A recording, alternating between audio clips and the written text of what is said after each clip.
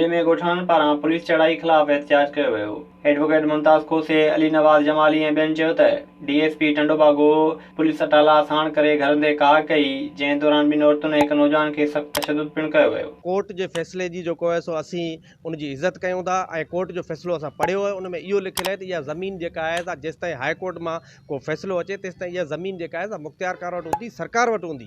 पर उनजो मतिलबु इहो न आहे त तव्हां पुलिस वठी अचो, पुलिस जे थ्रू कब्ज़ाखोर माफ़िया हथियारबंद गॾिजी पिया अचनि, उहे औरतुनि ऐं ॿारनि ते तशदुद पिया कनि, उते जे माण्हुनि ते ज़ुल्म ज़्यादती पिया कनि ऐं उन्हनि खे ज़ोरी उतां जो कब्ज़ो वरितो पियो वञे ऐं जेको कोर्ट जे फ़ैसिले जी बि हिकिड़ो ग़लति जेको आहे उनजो मतिलबु पियो वरितो वञे। मामलो हली रहियो आहे असांजो, असीं 100 सालनि खां हिते वेठल आहियूं।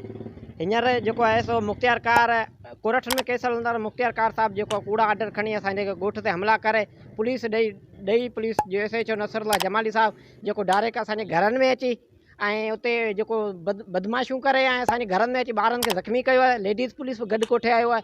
ख़बर न आहे की हिननि जो कहिड़ो मनसूबो आहे, असांखे छो हितां लॾाइण जी कोशिशि करे रहिया आहिनि। असीं सिंध धरती जा वास आहियूं, असीं हिते वेठल आहियूं, असीं कोन लॾींदासीं। हुननि चयो त बासरनि जी चुर्च ते केतिरा ई कूड़ा केस दाख़िल करे गिरफ़्तारियूं करे ज़मीन ख़ाली कराइण लाइ धमकियूं ॾिनी पियूं वञनि। अॻवाननि chief justice, Sindh high court ऐं ॿियनि लाॻापियल अख़्तियारनि खां नोटिस वठण ऐं इंसाफ़ जी घुर कई आहे। विज़िट कयो अवामी आवाज़ मीडिया ग्रुप जी वेबसाइट awamiawaz.pk।